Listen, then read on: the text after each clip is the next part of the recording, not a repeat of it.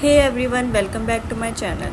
I hope you all are fine and enjoying the best condition of health. In this video, I'm gonna tell you about loose bob curls.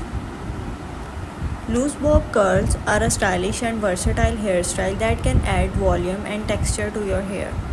To achieve this look, you can start by washing and conditioning your hair to ensure it's clean and moisturized.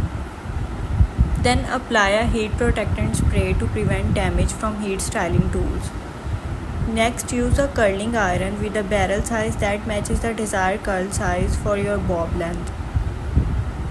Take small sections of hair and wrap them around the curling iron, holding for a few seconds before releasing.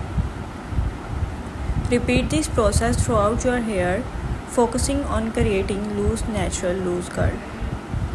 Once you have curled all sections of hair, you can gently tousle the curls with your fingers to loosen them up and create a more relaxed appearance. Finish off with a light hold hairspray to set the curls and keep them in place throughout the day. This hairstyle can be a great way to add some flair and bounce to your bob haircut.